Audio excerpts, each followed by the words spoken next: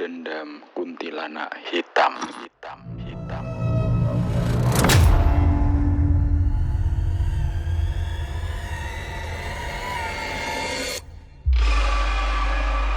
Kota Kembang malam itu meninggalkan pesan mendalam bagiku. Setelah menghadiri pesta perayaan mengenang, bertemu kawan lama sembari bercerita tentang kekonyolan masa lalu adalah cara terbaik membuang waktu. Perihal kenangan, Bandung adalah kota sejuta cerita. Tidak hanya soal rasa bagi makhluk bernyawa, tapi juga sejarah bagi mereka yang pernah singgah.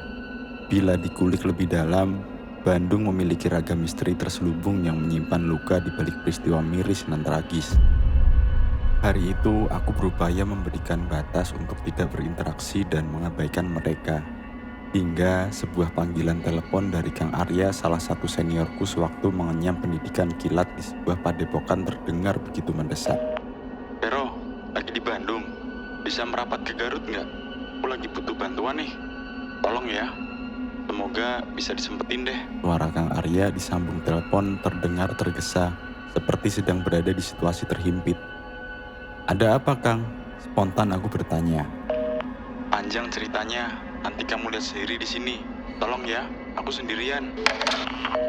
Balas Kang Arya tanpa menjawab pertanyaanku. Pikiranku kala itu terbang kemana-mana. Rasa kekhawatiran menjelma menjadi praduga-praduga yang tertuju pada ragam kemungkinan terburuk yang sedang terjadi. Terlebih, beliau adalah salah satu senior yang paling banyak membantu dan membimbingku selama di padepokan dulu. Setelah sambungan telepon terputus, aku bergegas bersiap. Selepas waktu Isya, aku berangkat menuju lokasi yang titik koordinatnya telah dibagikan oleh Kang Arya.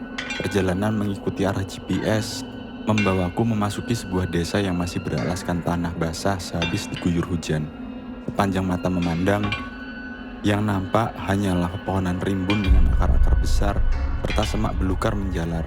Satu papan penunjuk jalan yang sudah kusam memberi tanda bahwa aku memasuki kawasan sekitar hutan terlarang yang cukup tersohor di wilayah Garut, bahkan se-Jawa Barat, karena syarat akan mistisnya. Hutan itu menyimpan sejarah panjang terkait asal-usul leluhur negeri ini, hingga ditetapkan sebagai salah satu cagar budaya. Aku terkejut, lalu memastikan arah map di ponsel. Namun aku memang berada di jalur yang benar. Aku melanjutkan perjalanan dengan putaran roda perlahan.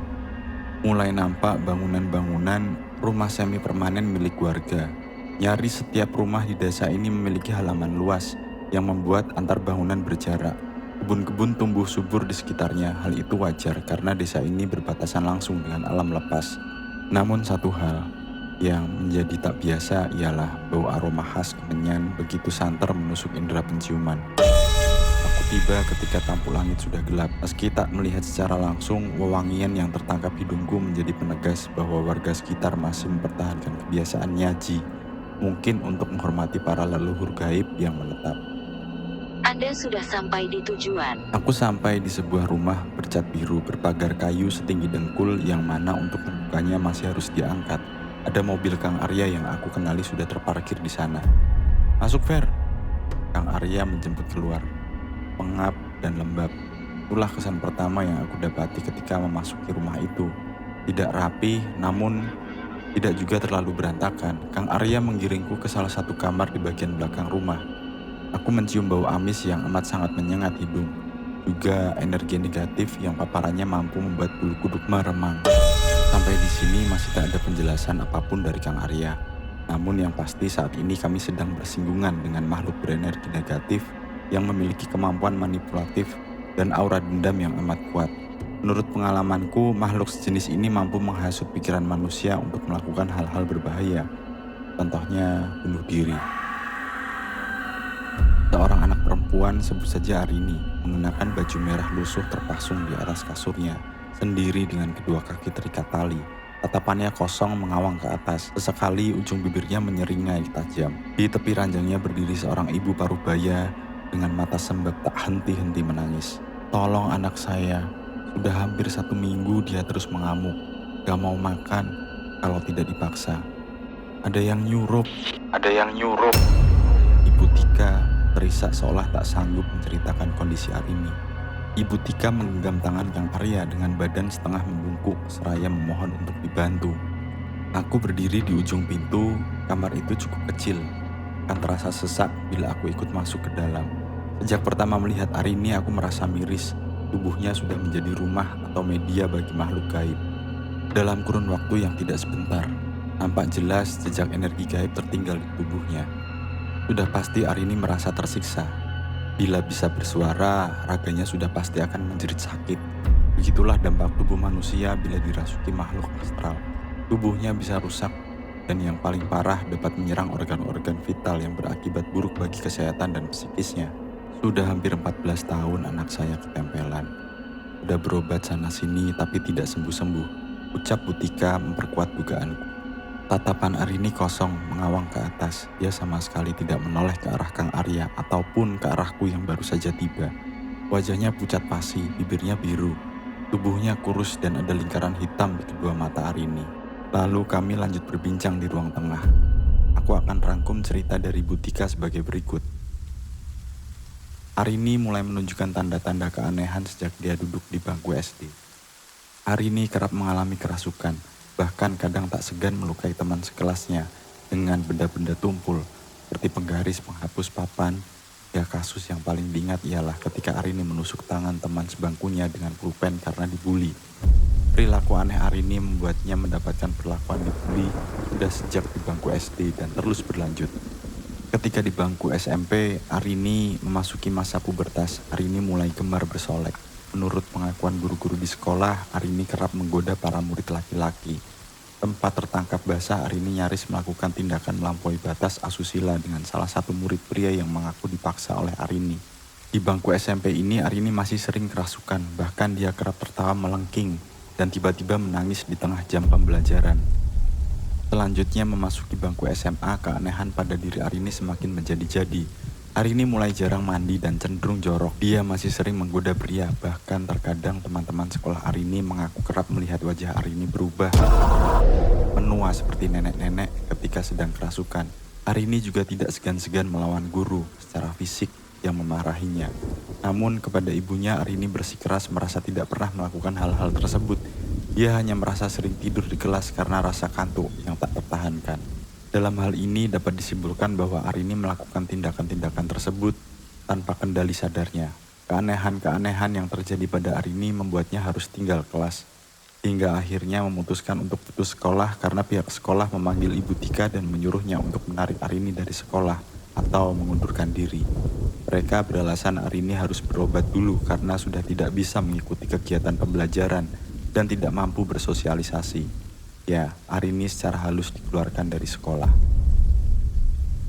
Sejak hari putus sekolah, Bu Tika menjadi lebih dekat dengan anaknya. Namun, justru dia menyaksikan kian hari kondisi Arini semakin mengkhawatirkan. Arini kerap memanjat pohon-pohon di halaman belakang rumah. Tidak hanya itu, Ibu Tika pernah memergoki Arini menjilati darah menstruasinya sendiri. Arini juga kerap didapati memakan daging-daging mentah yang tersedia di dapur seperti ayam dan ikan mentah. Ibu Tika menangis terisak, begitu terasa bahwa batinnya terpukul seraya begitu berat baginya menceritakan tiap-tiap kejadian yang telah terjadi pada anaknya. Bukan tanpa usaha, Ibu Tika juga sudah membawa Arini berobat ke sana-sini, bahkan sampai lintas pulau demi menjemput kesembuhan Arini. Namun hasilnya hanya jutaan rupiah melayang. Arini masih tetap sama, bahkan kian mengkhawatirkan, seolah makhluk yang bersemayam di tubuh Arini sudah mengukuhkan bahwa raga itu adalah miliknya.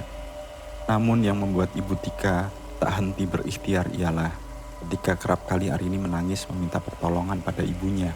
Arini mengatakan, "Bu, maafin Rini gak kuat, tolong Rini, Bu." Ketika itu Ibu Tika merasakan bahwa itu benar-benar Arini, anaknya yang meminta tolong. Meski detik berikutnya wajah Arini kembali berubah menyeringai dan tertawa melengking. "Masih ada Arini di dalam badannya," ucap Ibu Tika terseduh melemas. "Ibu tenang. Arini tentu masih ada di dalam badannya. Hanya saja raganya diambil alih oleh makhluk lain. Jadi Arini kehilangan kendali sadarnya sendiri," ucap Kang Arya. Aku tercengang mendengarkan kisah Arini dari Ibu Tika. Sungguh miris dan keji sekali makhluk itu. Di tengah perbincangan kami tiba-tiba terdengar suara Arini dari dalam kamar sedang menembang lagu Sunda, seperti nyinden. Sontak kami berdiri dan segera beranjak ke kamar Arini. Betapa terkejutnya kami melihat tali yang mengikat kedua kaki dan tangan Arini sudah terlepas. Dan sekarang di hadapan kami Arini sedang menembang sembari menari tradisional dengan lihai. Gerakan lekuk tubuh Arini tak ubahnya bak seorang penari profesional. Arini yang semula membelakangi kini perlahan badannya memutar menghadap kami. Tatapan Arini sangat tajam. Ia menyeringai seolah menantang.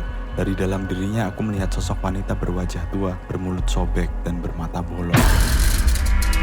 Energi negatif dari makhluk itu sangat kuat. Badanku langsung terasa lemas, seolah tenagaku terkuras hanya dalam sekali tatap. Seketika terdengar suara gendang dan gamelan yang entah dari mana asalnya. Kami semua tercengang. Ibu Tika hanya menangis. Suasana berubah panik. Sementara di luar rumah sangat sepi dan gelap. Wajar saja, waktu sudah menunjukkan tengah malam.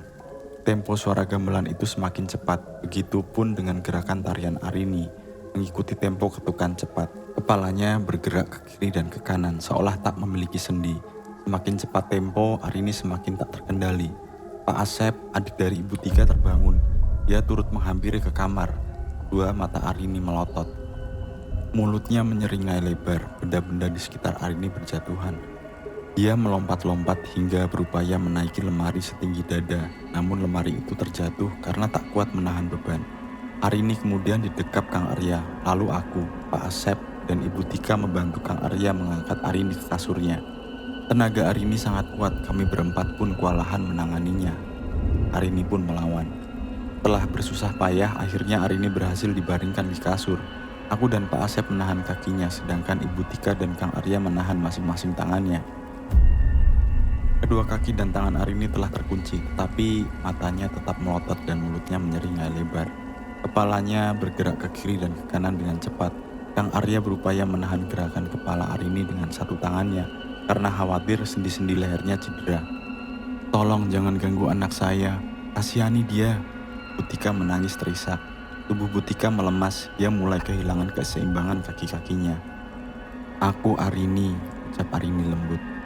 "Ibu, ini Arini, tolong lepasin Arini, jangan dipegangin, sakit," lanjut Arini pada Butika meminta dilepaskan. Kang Arya menatap ke arahku tanpa sempat berbicara. Aku tahu apa yang ingin ditanyakan oleh Kang Arya. "Bukan, itu bukan Arini, bohong kamu," bentakku. Aku jadi ikut kesal. "Saya tanya sekali lagi, siapa kamu?" bentak Kang Arya. Makhluk dalam tubuh Arini tak bergeming, dia terus memberontak. Dan perlahan malah tertawa memekik, memecah gendang telinga yang mendengarnya.